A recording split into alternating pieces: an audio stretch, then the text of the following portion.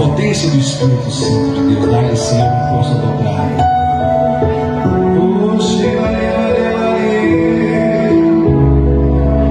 Pedimos, Nossa Senhora, nossa mãe querida, esse lugar é teu, mãe. Tu sabes, ó mãe, entregamos tudo que somos, esse teu filho agora chama. A senhora conhece. Então coloca agora no teu colo, protegendo de todos os dados inflamados de Satanás. Que seja agora graciada com sua presença, com seu braço, com seu manto, com seu colo.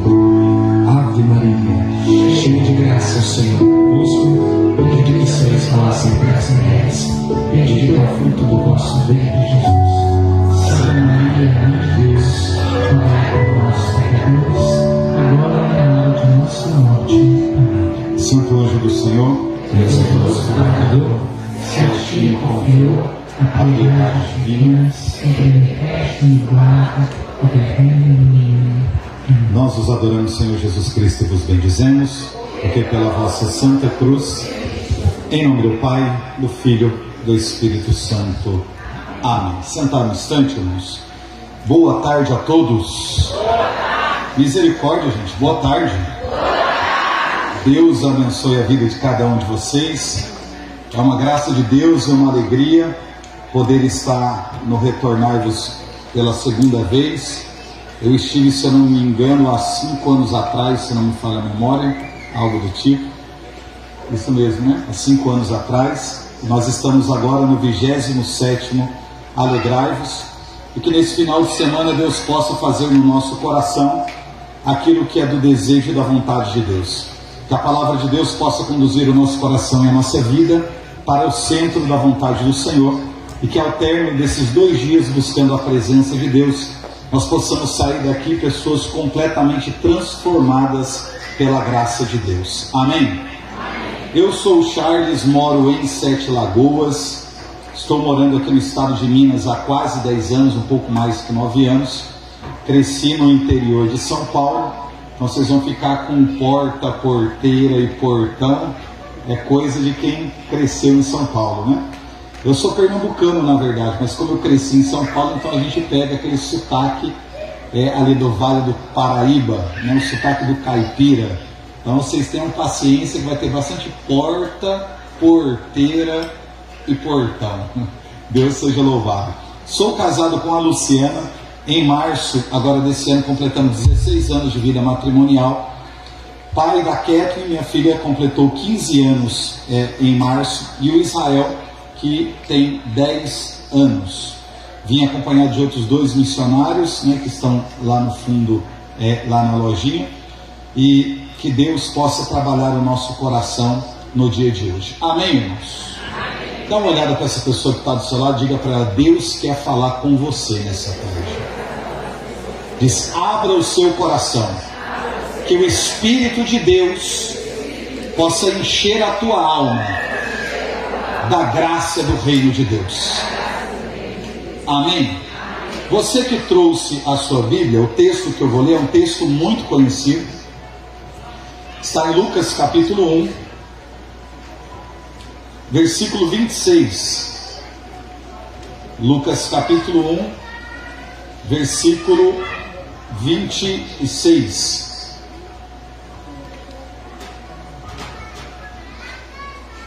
O tema da nossa pregação é Salve Maria, nossa rainha e advogada.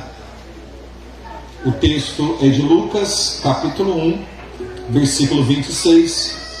O tema da nossa pregação é Salve Maria, nossa rainha e advogada. Amém? No 6º mês, o arcanjo Gabriel foi enviado por Deus a uma cidade da Galileia chamada Nazaré, a uma virgem desposada com um homem que se chamava José, da casa de Davi, e o nome da virgem era Maria. Entrando o anjo, disse-lhe: Ave, cheia de graça, o Senhor é contigo. Perturbou-se ela com essas palavras e pôs-se a pensar no que significava semelhante saudação. O anjo disse-lhe: Não temas, Maria, pois encontrastes graça diante de Deus. Eis que concederás e darás à luz um filho, e lhe porás o nome de Jesus. Ele será grande e será chamado Filho do Altíssimo, e o Senhor Deus lhe dará o trono de seu pai Davi, e reinará eternamente na casa de Jacó, e o seu reino não terá fim. Maria perguntou ao anjo: como se fará isso, pois não conheço o homem? Respondeu-lhe o anjo: o Espírito Santo descerá sobre ti, e a força do Altíssimo te envolverá com tua sombra. Por isso, o ente santo que nascer de ti será chamado Filho de Deus. Também Isabel, tua parenta, até ela concebeu um filho na sua velhice, e já está no 6º mês, aquela que é tida por estéril, porque a Deus nenhuma coisa é impossível. Então disse Maria: eis aqui a serva do Senhor, faça-se em mim segundo a tua palavra.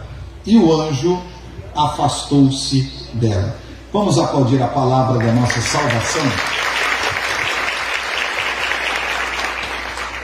Todas as vezes que nós concedemos um título a alguém, como é no caso aqui do tema da nossa pregação, Salve Maria, nossa rainha e advogada, todas as vezes que nós concedemos um título a alguém, nós precisamos fazer uma observação: quais são os méritos?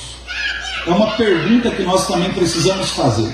Diante de um título concedido, seja qualquer autoridade que seja, nós precisamos fazer essa pergunta e essa observação de quais são os títulos, ou melhor, quais são os méritos que aquela pessoa tem para que ela possa receber aquele título ou aquela graça.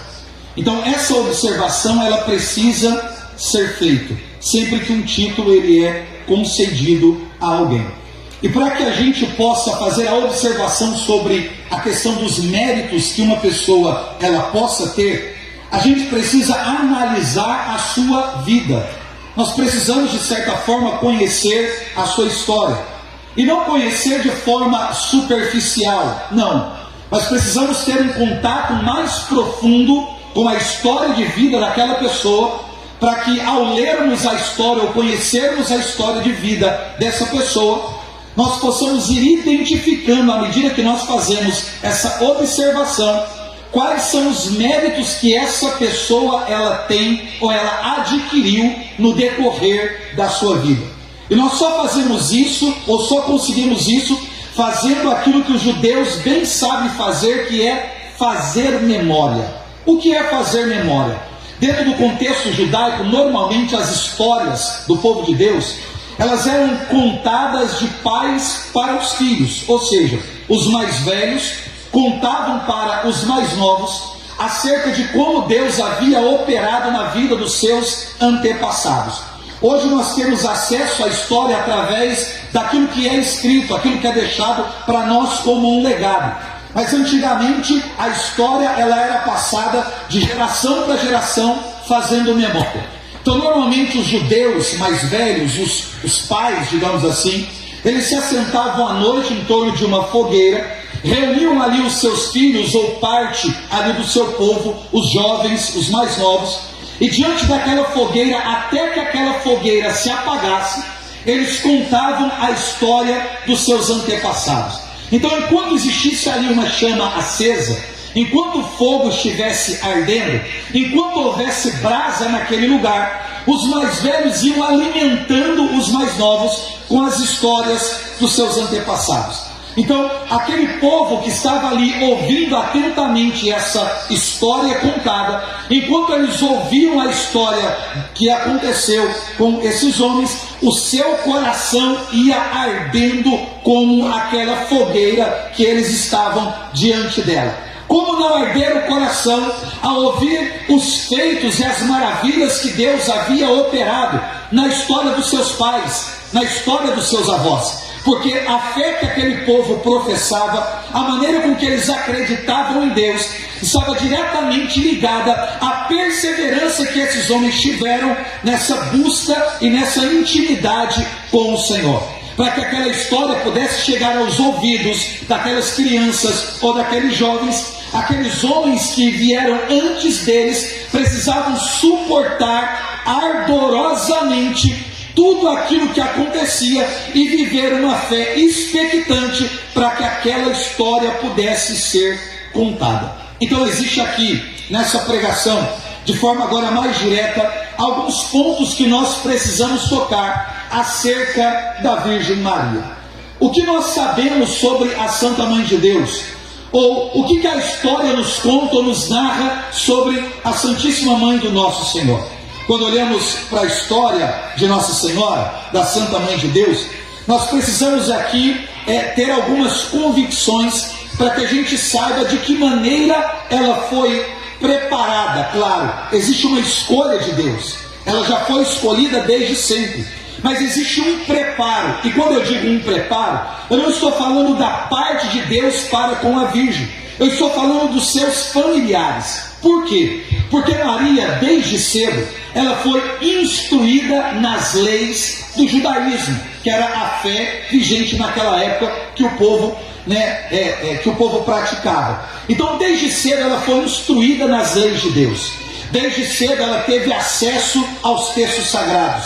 Desde cedo, os seus pais fizeram memória com ela acerca das coisas que Deus operou no passado. Então, quando nós olhamos para a cultura judaica, algumas coisas nós precisamos ter um entendimento, como por exemplo, quando você pega um judeu, seja ele homem ou uma mulher, um judeu ou uma judia, aos 8 anos, pelo princípio da lei, eles precisam saber de cor todos os salmos da Bíblia. E quando eu falo sobre todos os salmos da Bíblia, eu não estou falando de 50 ou 150 salmos, eu estou falando de todos os salmos que compreendem o saltério antigo, ou seja, eram 365 salmos do saltério judaico. Então, uma criança com 8 anos, ela precisava saber de cor os 365 salmos do saltério antigo. E a gente pensa, Charles, mas é possível uma criança com 8 anos saber de cor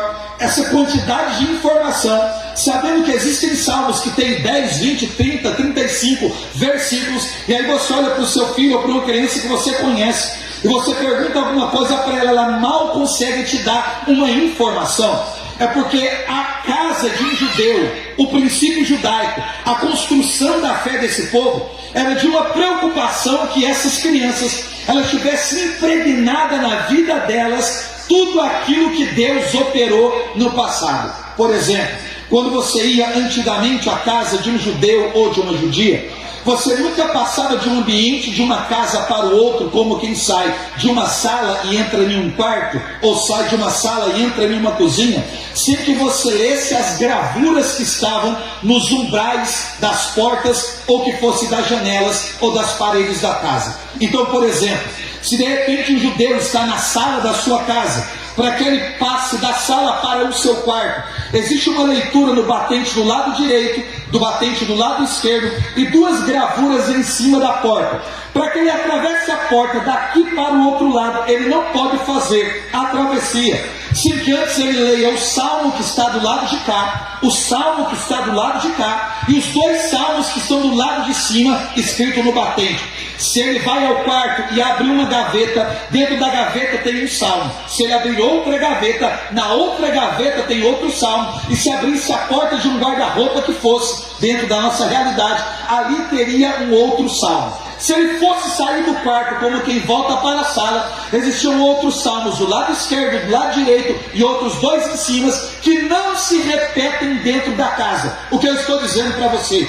Que dentro da casa de um judeu, contando do lado de dentro, do lado de fora, nas paredes da casa estavam escritos os 365 salmos do saltério antigo. Ou seja, qualquer lugar da casa que o indivíduo fosse, a partir do momento que ele aprendeu a lei, ele não fazia travessia de um lugar para o outro sem ele ter um contato profundo com Deus. Então, normalmente, a maioria dos judeus e das judias sabiam ainda muito cedo os salmos do saltério antigo de cor. Aí a gente pergunta, Charles, mas qual é a importância de tudo isso? Já é o contato que a pessoa vai tendo com a lei de Deus, é o contato que ela vai tendo, é uma experiência que ela vai tendo com a forma com que Deus fala, a maneira com que Deus opera, as direções que Deus dá, o cuidado que Deus tem, a forma com que Deus atua, alguns atributos de Deus. Todas essas realidades elas iam aprendendo desde a infância, desde pequeno, tendo contato com aquilo que está impregnado dentro da sua casa. Mas para que um judeu pudesse ter acesso à Torá, que é como se fosse a nossa Bíblia, o texto sagrado dos judeus, um judeu homem, ele só poderia ter acesso à Torá a partir dos seus 13 anos. Ou seja, era um momento em que ele poderia escolher um texto do livro sagrado para que ele pudesse meditar. Isso só poderia acontecer a partir dos 13 anos de um judeu, quando ele passava por um ritual chamado Bar Mitzvah. Bar Mitzvah, a palavra bar em hebraico significa filho, e mitzvah ou mitzvot é lei ou mandamento.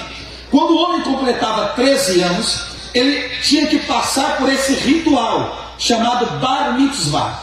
O Bar Mitzvah para um judeu é como a nossa maioridade, para você entender. Por quê? A partir desse ritual, esse menino, ele tem acesso à Torá. É a primeira vez que ele vai à sinagoga em um Shabat, que é um sábado. Então o Bar Mitzvah acontece no sábado, na sinagoga. É a primeira vez que ele vai ter acesso à Torá, que ele vai escolher um texto. Escolhendo um texto, ele vai fazer a leitura do texto em voz alta para todo mundo que está na sinagoga. E depois de fazer a leitura, ele precisa fazer uma reflexão ou uma pregação. Então é a primeira vez que ele lê o texto ali na Torá, diretamente da Torá. É a primeira vez que ele prega para o povo que ali está. É a partir dos seus 13 anos. Para a mulher, esse ritual de passagem não acontece com 13, acontece aos 12 anos. Porque o judeu entende que as mulheres amadurecem mais rápido.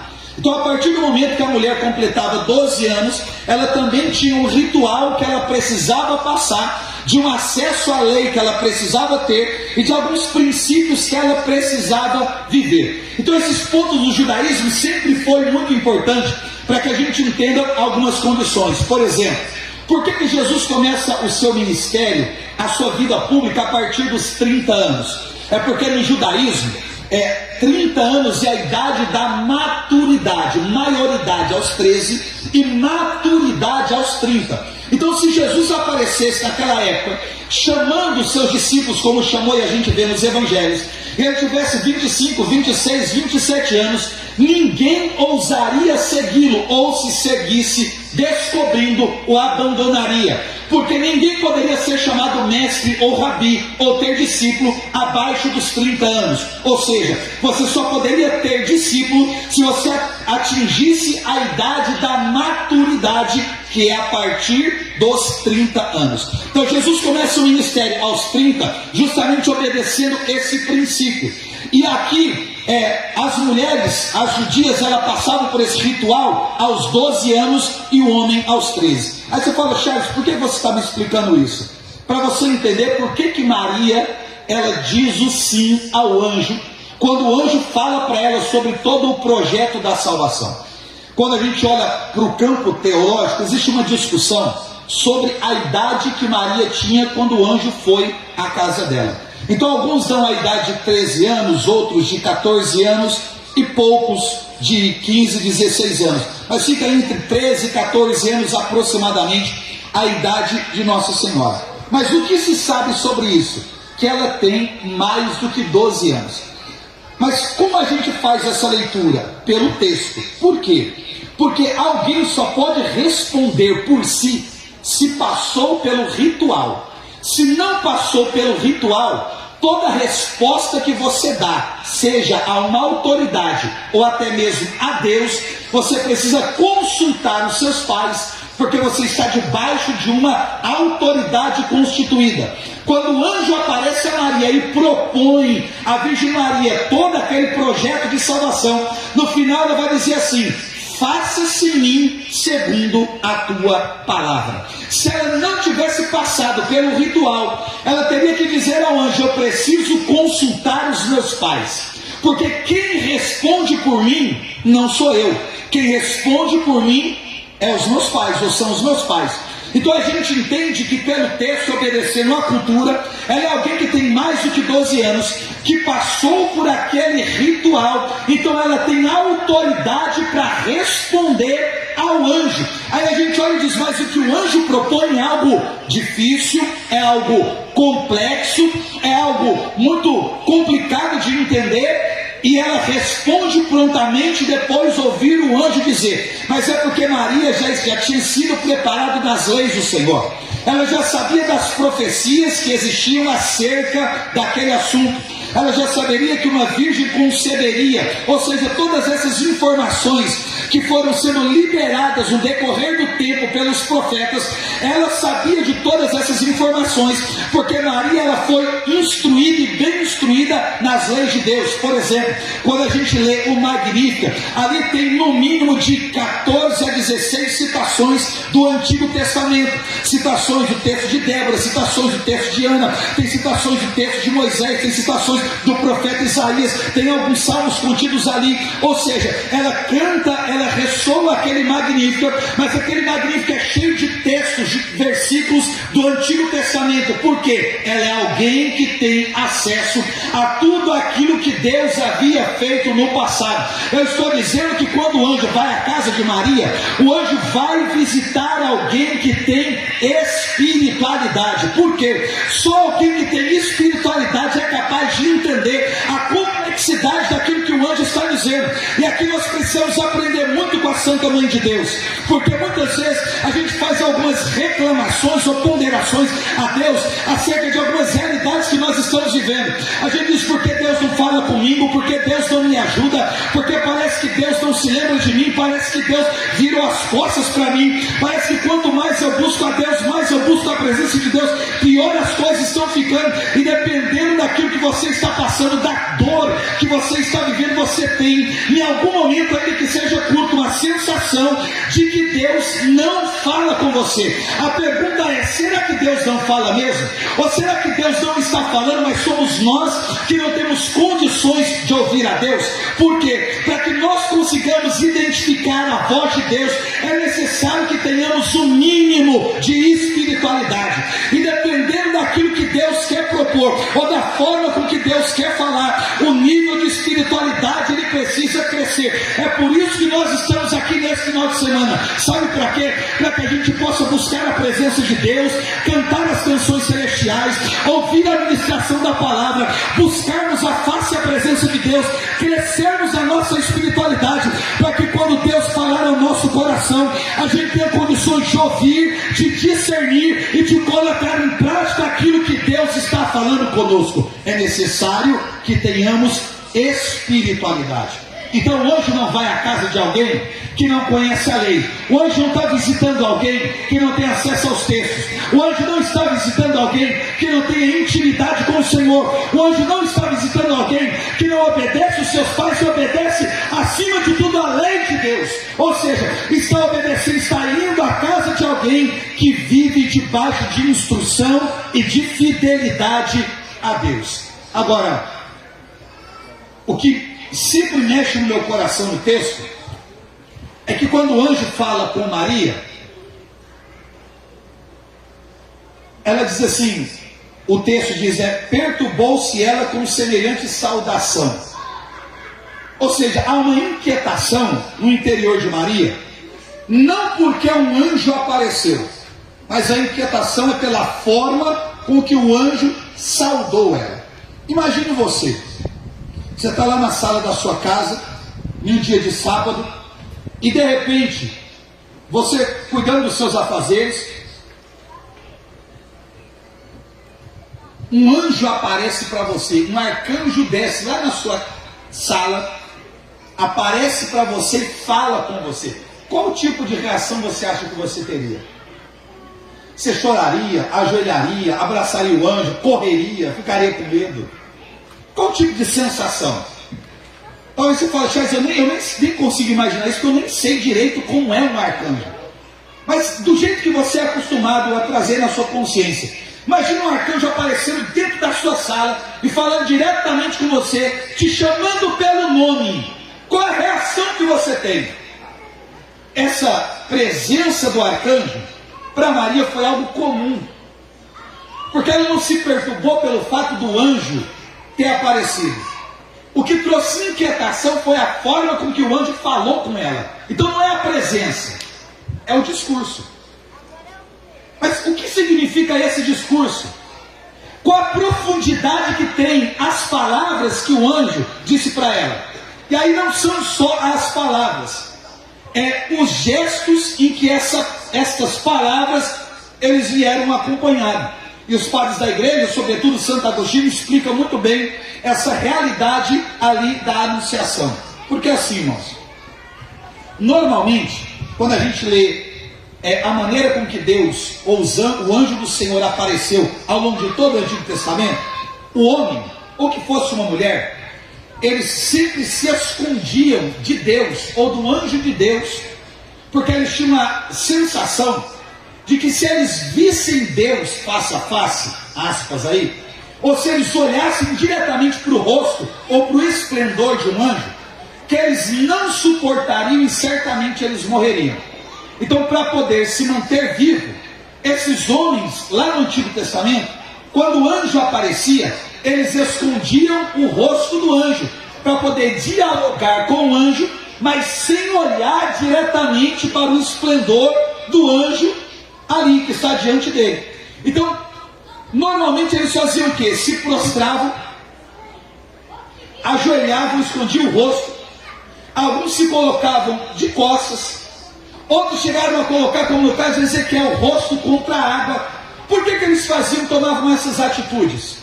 Porque eles entendiam assim: nós somos falhos, pecadores, limitados, e o pecado que está em nós, a falha que está em nós, a miséria que nós carregamos, a promiscuidade que toma conta do nosso coração, se nós olharmos para uma criatura celestial, santa como essa, nós não suportaremos. Então a ideia deles era sempre essa: o que nos impede de olhar para um anjo é o pecado que nós cometemos. Então, para que a gente não morra, a gente esconde o rosto do anjo.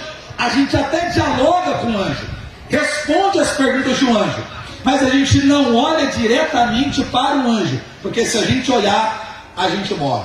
Então todos os homens ao longo do Antigo Testamento esconderam o rosto, esconderam a face, cobriam a face, viravam de costas, mas não olhavam diretamente para o anjo, porque essa atitude de esconder o rosto, eles estão reconhecendo: eu escondo o meu rosto, porque eu estou diante de uma criatura que é mais santa do que eu, e diante dessa santidade que está diante de mim, cabe a mim ocultar a minha face. Vocês entenderam, sim ou não?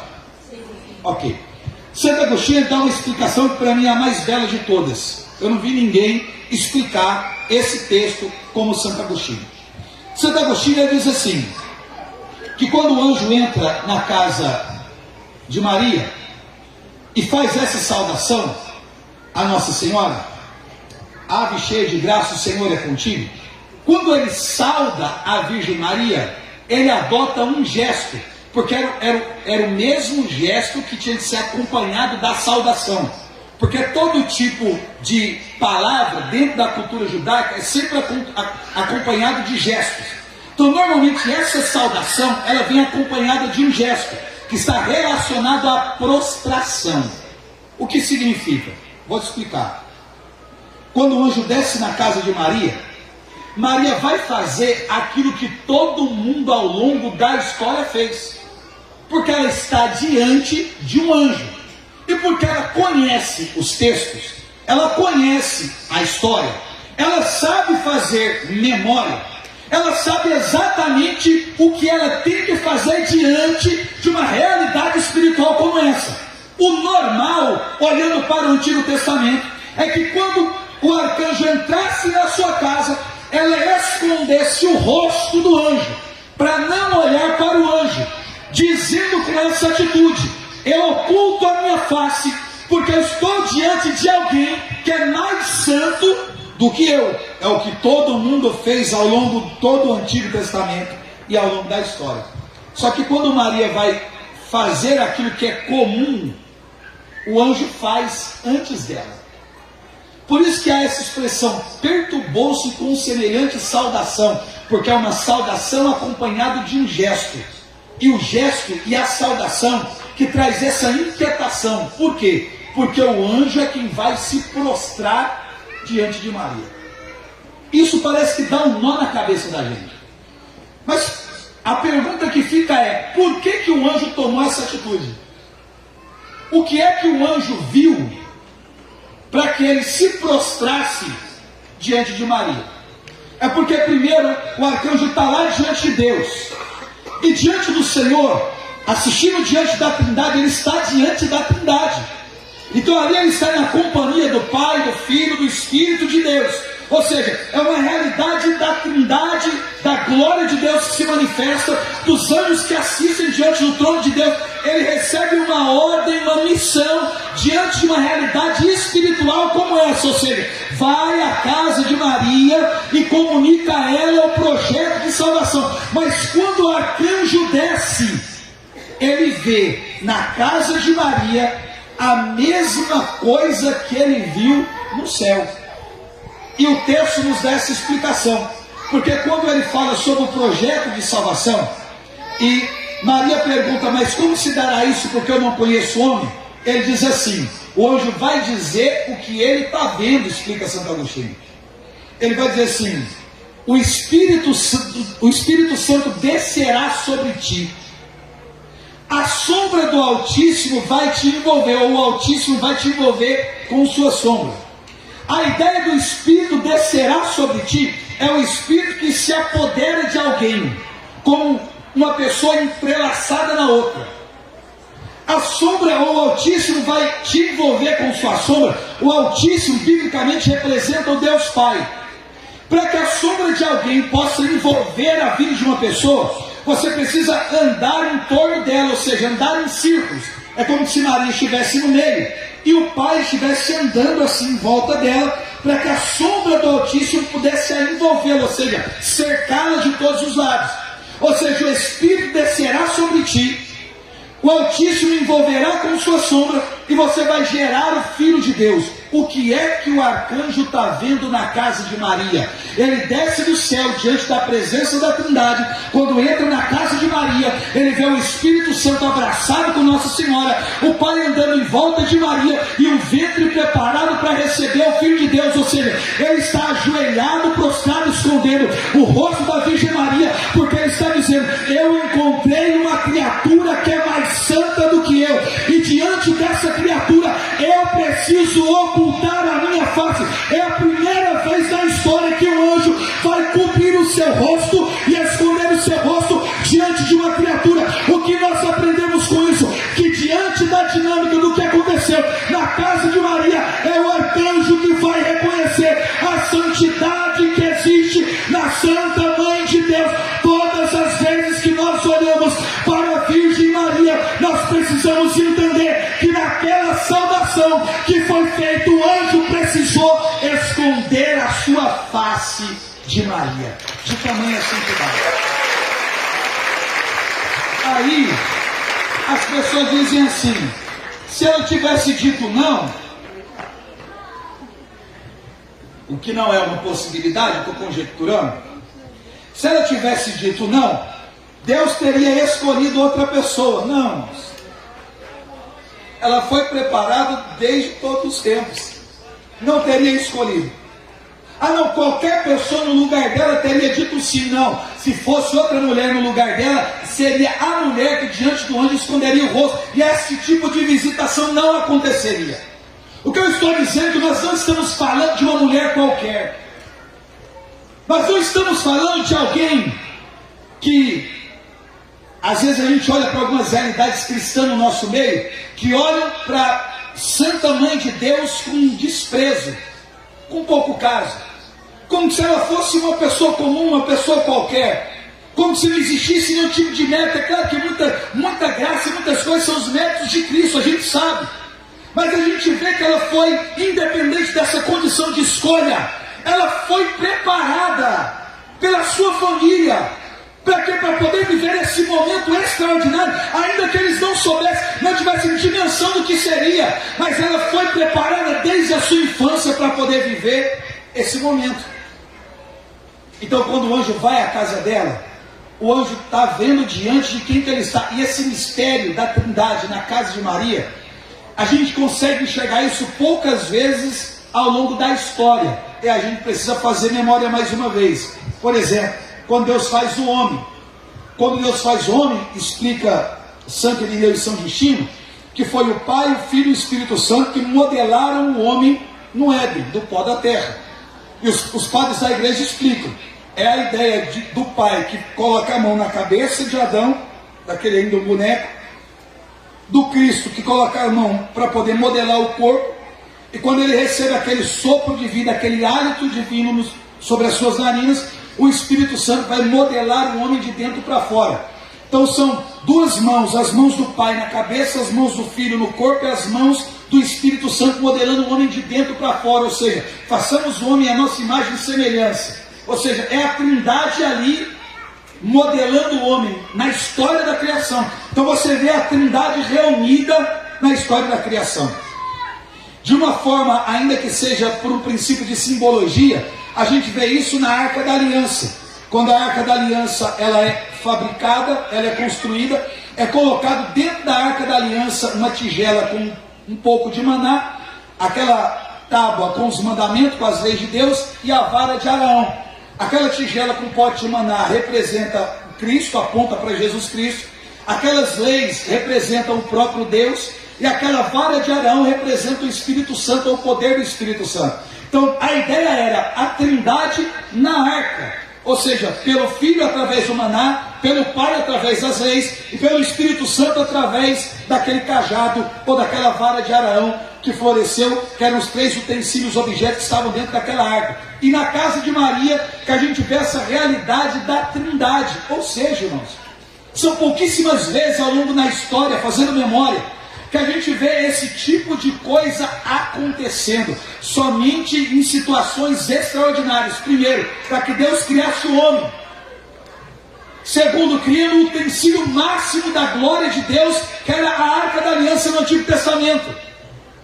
E depois, quando o arcanjo desce à casa de Maria. Tanto que quando a arca desaparece, a última vez que ela é citada no texto de Macabeus, depois ela vai ser mencionada lá em Apocalipse capítulo 11, que vai dizer que eles viram a arca de Deus sendo tomada ou levada ao céu. Aí entra o capítulo 12, dizendo: em seguida vi um grande sinal no céu, uma mulher revestida de sol, a lua debaixo de seus pés, e na sua cabeça uma coroa de 12 estrelas. O que está dizendo o texto? Que a antiga arca da aliança foi levada e a nova arca da aliança foi apresentada, porque a antiga arca da aliança ela tinha como que simbologia a Trindade dentro dela, mas a nova arca da aliança tem como presença a Trindade dentro dela. Então é diferente. Então por que Nossa Senhora é nossa rainha e advogada? Porque nós estamos falando de alguém que encontrou graça diante de Deus, alguém que fez parte de todo o mistério e projeto da salvação, alguém que cuidou do seu filho, esteve presente nos momentos mais importantes e assim, de coisas extraordinárias que Cristo viveu e fez. Então nós não estamos falando de qualquer pessoa, nós estamos falando de alguém que deu sim e se manteve, e manteve o sim que deu até o final. Porque uma coisa é você dar sim a Deus, e dependendo do que acontecer no trajeto, você ir repensando a escolha que você fez. Muitos de nós já paramos o tempo, enfraquecemos na fé, ou até por um tempo abandonamos a casa de Deus, porque a gente deu um sim a Deus, começou a caminhar, e no decorrer da nossa caminhada a gente foi sendo suprimido por algumas realidades, e a gente começou a rever a vocação, rever o chamado, rever o ministério, rever o sim, rever a entrega, rever tudo que a gente fez. É como se a gente dissesse: será que eu tomei a decisão certa? Isso não teve com Maria, irmãos. Ela se manteve firme até o final. E com detalhe, para ela, quanto mais o tempo passava, mais as dores aumentavam, mais a inquietação aumentava, mais as dores suprimiam e angustiavam ela. E quanto maiores eram as dores de Maria no decorrer do tempo, por aquilo que acontecia com seu Santíssimo Filho, eu não vou dizer nem que ela renovava o sim, porque o sim foi único. É um sim que nem precisou de renovação. Ele foi o mesmo do começo até o final. É o mesmo sim que ela deu ao anjo lá na sua casa. É o mesmo sim que ela deu a Deus quando estava lá naquela manjedoura e recebeu o seu filho nos seus braços. E foi o mesmo sim que ela continuou dando a Deus quando o mundo devolveu o filho dela, tendo sido descido daquela cruz, desfalecido, transpassado e colocado no seu colo aos pés daquela cruz. Ou seja, ela manteve o sim até o final, em cada sofrimento, em cada dor, em cada estação, em cada queda que Jesus sofreu, em tudo que Jesus passou, ela manteve o sim. Agora como não, nós enquanto católicos, como não recorrer a ela? Como não confiar na sua poderosa intercessão? Como não nos entregarmos, não nos abandonarmos nas mãos da Virgem Maria, irmãos? Porque eu acho que muitas vezes a nossa devoção à Nossa Senhora, ela é uma devoção muito poética. Ou seja, olhando assim é até bonito, mas na prática não funciona. Não funciona porque a gente não se entrega como a gente deveria, não crê como a gente deveria e não confia da forma que deveria confiar. Ou seja, nos momentos de dores, de dificuldades, ao invés de recorrermos a ela, a gente prefere recorrer a todas as outras realidades. No momento de desespero, no momento de perseguição, no momento de dor, no momento de frustração, ao invés de nós contarmos com a Santa Mãe de Deus, para que ela venha tomar nas mãos a nossa causa, advogar a nosso favor, nos defender diante de uma causa, o que a gente faz? A gente tenta resolver do nosso jeito, da nossa forma, e não funciona. Olha para você ver, eu tenho 41 anos, eu comecei a caminhar com Deus no ano 2000. Antes dessa experiência que eu tive com Deus, a minha vida foi de bagunça, de droga, promiscuidade, aquilo que não prestava. Fui com 13 para 14 anos, eu estava na FEBEM em São Paulo, já tinha cometido 3 homicídios, ou seja, minha vida era uma bagunça. Uma bagunça. Atirei no meu próprio pai dentro de casa. Tudo que você imaginar na vida que não presta, eu fazia. Primeiro eu vi o meu pai praticando o que não prestava dentro da minha casa. No primeiro momento eu olhei para ele com um olhar de admiração. Depois que eu vi a violência aplicada na minha mãe, em mim, na minha irmã, eu passei a detestar aquela realidade.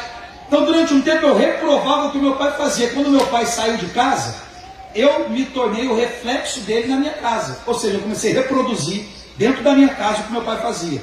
O dia que eu vi o meu pai bater na minha mãe, quase matar ela, o meu desejo era de matar o meu pai, foi por isso que eu atirei nele. Porque um dia eu cheguei em casa, ele tinha agredido muito a minha mãe, e eu achei que ele tinha matado ela de tanto bater. E eu, num ato de revolta, atirei nele para poder matá-lo, porque eu não concordei com aquilo que eu via. Mas eu vi o meu pai dar um pontapé na barriga da minha mãe, ela perdeu uma criança. Eu vi o meu pai tentar abusar sexualmente da minha irmã quando ela tinha 5 anos, ou seja, a nossa vida era uma tragédia. Então eu olhava para ele com aquela reprovação. Só que quando ele saiu de casa, e eu estou em casa, eu passei a reproduzir o que o meu pai fazia. Ou seja, eu não respeitava a minha mãe, eu batia na minha mãe, eu batia na minha irmã, eu ameaçava todo mundo dentro de casa. Eu me tornei o reflexo dele. Aí nessa época, minha mãe frequentava um grupo de oração.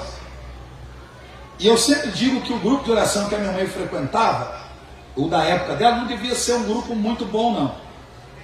Por que eu digo que não era um grupo muito bom? Porque alguns, no grupo ia um pessoal pregar, e às vezes, de vez em quando, esporadicamente, ia um jovem ou outro pregar. E quando ela via um jovem lá na frente pregando e dar testemunho, aquela coisa toda, ela, por ter um filho numa realidade de bagunça, de droga, no coração dela, o que ela pensava? Um dia eu quero que o meu filho faça isso aí. Ou seja, quem sabe um dia meu filho não vem para a igreja, quem sabe um dia meu filho ele não vira um pregador. E aí nos momentos ela ia partilhar com as irmãs do grupo de oração, as servas, e chamava o povo e dizia assim: olha, um dia, vocês vão ver, um dia meu filho vai estar na igreja, um dia meu filho vai ser pregador. Aí as mulheres diziam assim, eu estou falando de serva do grupo de oração: Rosilda, você é louca? O Charles nunca vai vir para a igreja, ele nunca vai ser pregador. Para de se enganar. Olha, faz o seguinte, aproveita que às vezes ele sai, fica 2, 3 dias fora, e quando ele sair, pega a sua filha e vai embora, some. Porque o que o teu marido não fez, ele vai fazer. Um dia ele vai chegar em casa e vai matar você e a sua filha. E a minha mãe dizia: não, eu acredito que Deus tem o poder de mudar a vida do meu filho. E as mulheres diziam: ele nunca vai mudar. Porque para uma pessoa como ele, ou é cadeia, ou é caixão. Ou seja, eu tinha uma sentença decretada sobre a minha vida. E, realmente, para quem vive esse perfil de vida, o fim acaba sendo basicamente esse. Então existia essa sentença. Minha mãe dizendo assim: um dia ele vai ser um pregador, um dia ele vai ser um homem de Deus, um dia ele vai ter uma experiência com Deus, um dia ele sai das drogas, um dia ele sai do crime. E as mulheres dizendo assim para ela: para com isso, esquece isso, qualquer um menos o seu filho. Um dia ele vai matar todo mundo. Para ele ou é cadeia ou é caixão. Rosilda, ele não chega nos 18 anos, esse menino. Se ele chegar nos 18 anos, ele vai apodrecer em uma cadeia. Mas para a igreja ele não vai. Aí o que a minha mãe fazia com essa informação? Ela ia para o pé da minha cama, ajoelhava, pegava o terço dela e ia rezar. Ajoelhado no pé da minha cama. E sabe qual era a oração da minha mãe no pé da minha cama? E o engraçado é que às vezes no meio da noite eu queria ir no banheiro tomar água, eu via ela ajoelhada, porque ela não falhava um dia. Ela esperava eu dormir, ela ia lá, ajoelhava no pé da minha cama e pegava o terço dela e começava a rezar. Eu acordava e via a cena, não me levantava até que ela saísse, mas eu olhava aquilo e pensava: que loucura, eu nunca vou para a igreja, porque eu gostava da vida de bagunça, de crime, daquilo que não prestava. E eu olhava para aquela atitude dela ajoelhada rezando e dizia: eu nunca na minha vida eu vou colocar o pé dentro de uma igreja. Isso é uma perca de tempo, isso é uma idiotice. E às vezes no outro dia eu falava para ela: por que a senhora fica lá rezando? Eu nunca vou para a igreja, isso é uma perca de tempo, eu não quero saber de Deus. E brigava com ela pelo fato dela rezar. E a oração da minha mãe no pé da minha cama era: Deus, tira o meu filho das drogas e faz do meu filho um pregador do evangelho. O que eu estou dizendo para você? Eu sou fruto da oração de duas mães. Da oração de uma mãe terrena, uma nordestina de 1,60 m, que ia para o pé da cama de um filho, ajoelhar, segurar um terço e rezar. E de uma outra mãe no céu, advogada e rainha, olhando para o seu filho e dizendo: atende a oração daquela mãe que está no pé da cama do filho, pedindo para que ele saia das drogas. Então o que ela fez? Ela recorreu a Nossa Senhora acerca de uma coisa que para todo mundo já tinha uma sentença decretada. Aí a pergunta que eu faço a você é: você vai desistir? Você vai parar de rezar? Você vai arrefecer? Você vai abrir mão da busca, da entrega? Charles, mas é que faz muito tempo, mas é que você não sabe a minha história, mas porque o meu marido é complicado, mas que o meu filho é um problema. Você vai desistir? Ou nós acreditamos verdadeiramente que ela é a advogada nossa, que ela é rainha do céu, ou nós acreditamos nessa verdade, ou nós vamos sucumbir diante das nossas lutas. Comece a pedir auxílio a quem tem acesso direto ao coração do Pai, porque ela está próxima do seu filho. Então nós precisamos recorrer a ela. Então eu quero dizer a você, esposa, esposo, sobretudo você que é mãe, não desista do seu filho, do seu marido, da sua casa, da sua história. Recorra à Santa Mãe de Deus, suplique a sua intercessão para que ela possa lutar, te defender, batalhar por você. Eu quero encerrar dizendo, tem um texto no Antigo Testamento que eu gosto. Na verdade não, eu gosto de muita coisa, mas tem um texto específico quando eu falo sobre esse assunto que eu gosto de lembrar. Tem um rapaz na Bíblia chamado Naamã. Vocês lembram de Naamã, aquele que mergulhou 7 vezes no Jordão para ser curado? Naamã era um general. A Bíblia, quando começa a falar desse homem, diz assim: Naamã, general do exército do rei da Síria, gozava de grande prestígio diante do seu homem, porque por meio dele o Senhor salvou a Síria. Então, quando a Bíblia começa a falar deste homem, a Bíblia começa a falar sobre as qualidades que ele tem. Naamã, general do exército do rei da Síria, gozava de grande prestígio diante do seu amo. Aí a Bíblia diz assim: porém, leproso. Qual é o problema da lepra? Se a lepra dele for descoberta, ele perde tudo que ele conquistou. Ele não pode ser general, não pode conviver com a sua família, não pode ficar dentro de casa, vai ter que ficar afastado para tempo de purificação. Se não for curado, vai viver em outra cidade como uma espécie de leprosário. Então o que é que eu entendo? Que existem realidades na nossa vida que, se elas forem descobertas, a gente pode perder tudo que a gente conquistou. Tudo. Então Naamã era essa figura.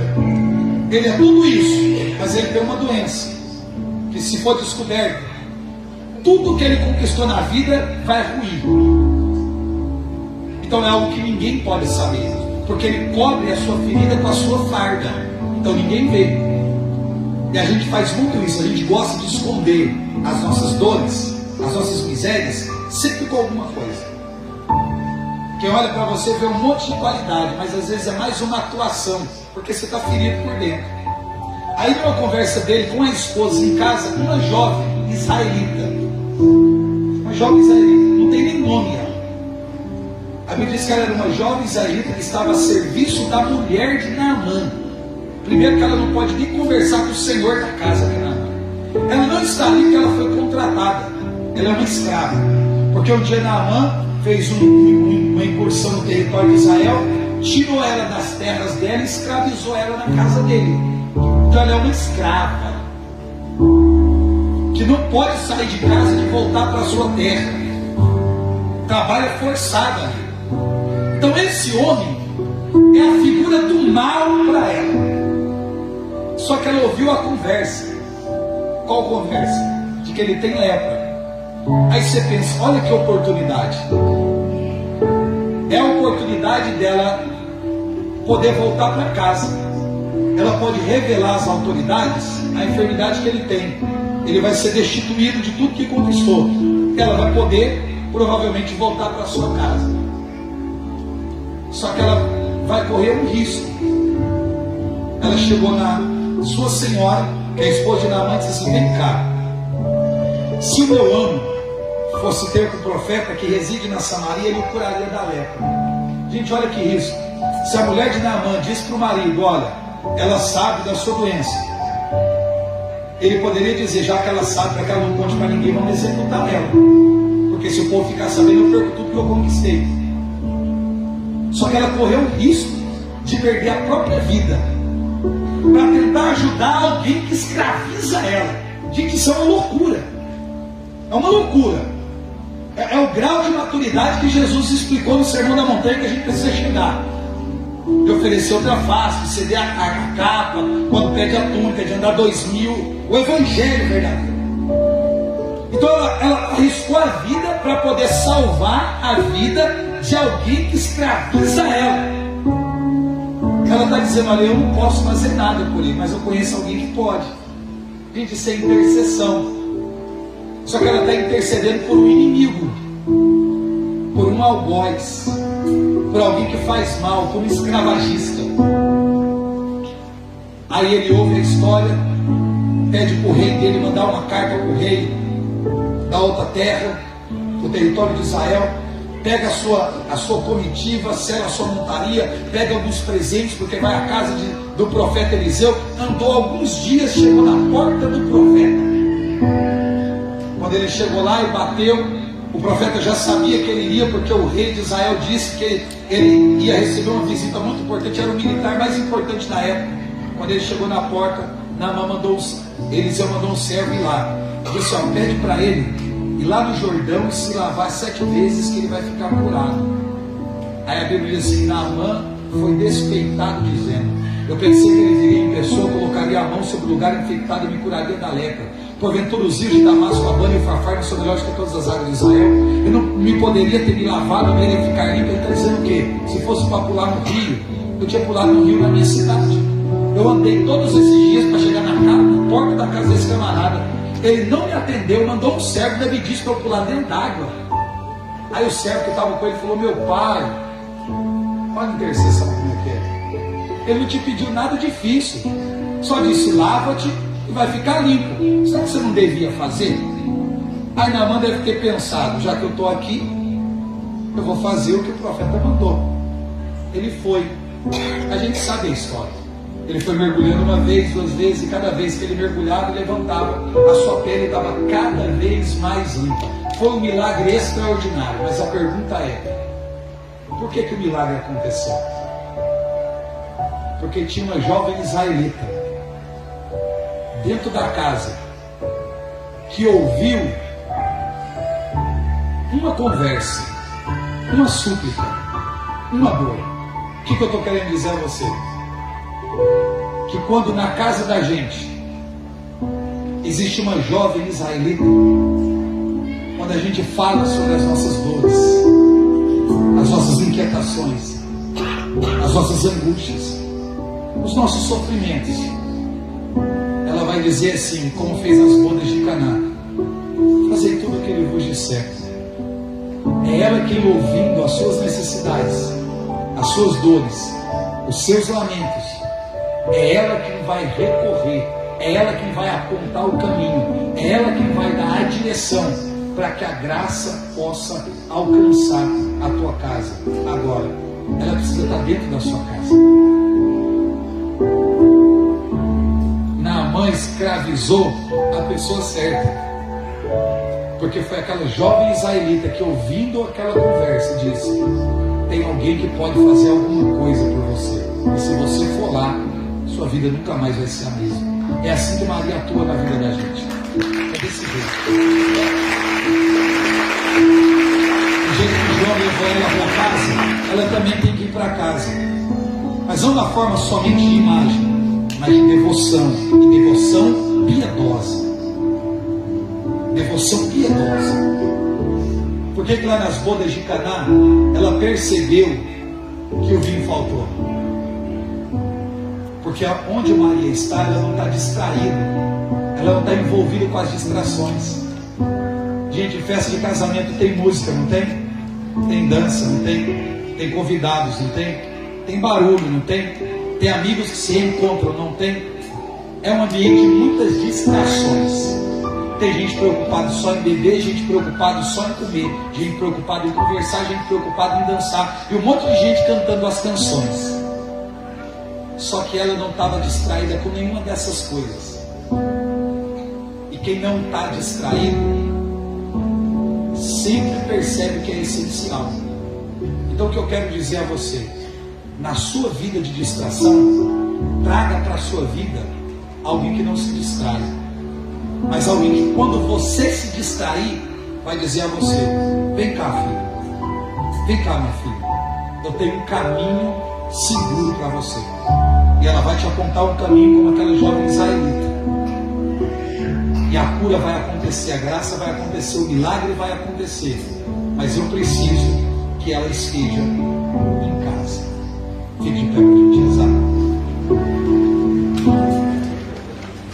Só que em casa, como advogada, em casa como rainha. Porque a gente diz: ela é rainha do céu. Ok. Ela é rainha dos apóstolos. Tudo bem. Mas ela é rainha da sua casa? Ela é rainha da sua vida?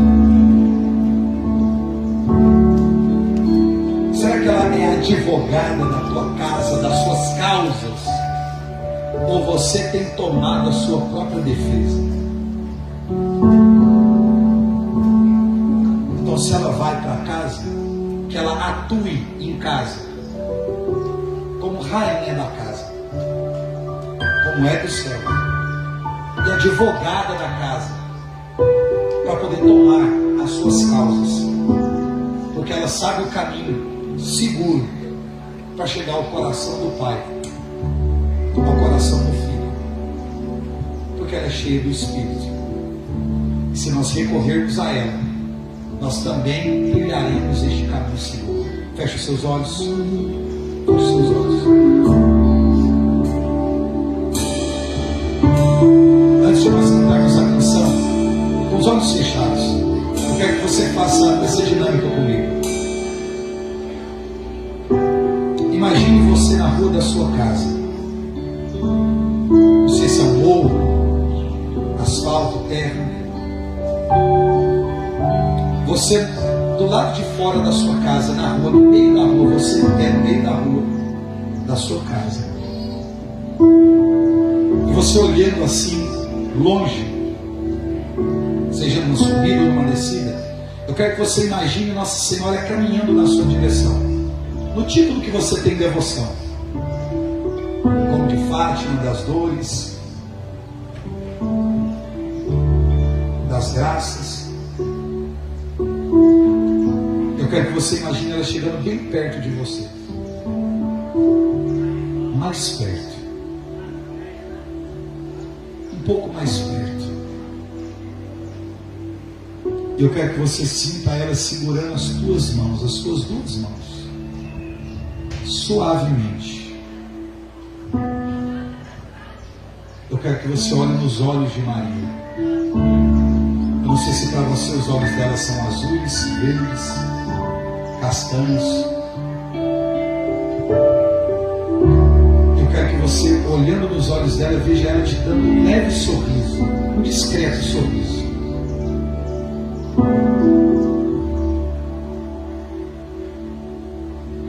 Eu queria que agora, segurando nas mãos de Maria, olhando nos seus olhos, você dissesse para ela: mãe, entra na minha casa. E eu queria que você, segurando na mão dela, levasse Nossa Senhora para dentro da sua casa. Qual o primeiro cômodo da sua casa que você a levaria? Talvez a sala com a família toda reunida? Talvez no quarto onde seu filho está deitado?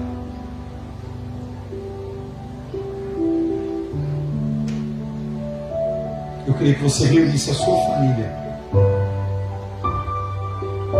seja no quintal, na sala, no quarto, no lugar mais confortável da sua casa. E eu queria que você dissesse a ela: me ajude com eles.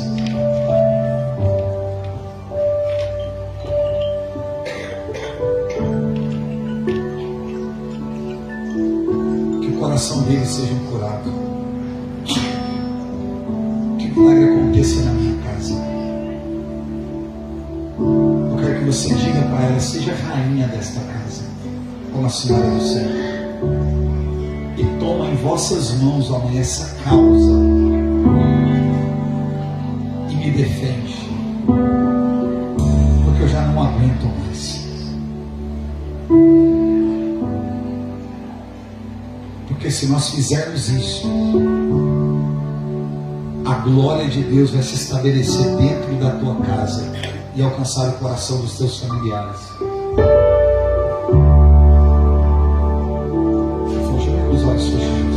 Augusta Rainha do céu, soberana dos anjos, recebeste de Deus o poder e a missão de pisar a cabeça do mal, e por isso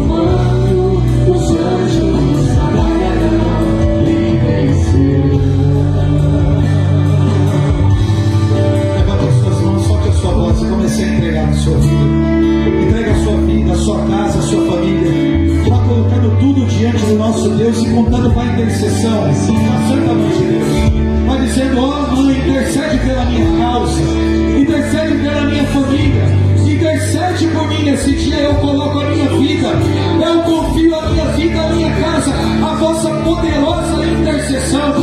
Seja, ó Santa Mãe de Deus, a minha rainha, a rainha da minha casa, a minha advogada. Diante de tantas lutas, batalhas que nós temos vivido, nós recorremos a Ti nessa tarde. Ó Deus Santo e bendito, eu quero orar pela vida de cada um dos Teus filhos e filhas, ó Deus, que se colocam na Tua presença nessa tarde. Pessoas que vieram aqui, muitas vezes com o coração abatido, angustiado, entristecido, vivendo, ó Deus, crises profundas, ó Deus, na sua alma, Senhor. Ó meu Deus, que a Tua graça possa alcançar cada coração. Eu te peço e te suplico, ó Santa Mãe de Deus, intercede pelos Teus filhos, estes filhos que a Ti são tão preciosos, a ponto de questionar cada um deles o caminho. Toma nos braços a vida deles, como tomou no vosso Santíssimo Filho. Intercede, intercede por cada um deles, intercede por cada causa, por cada família, por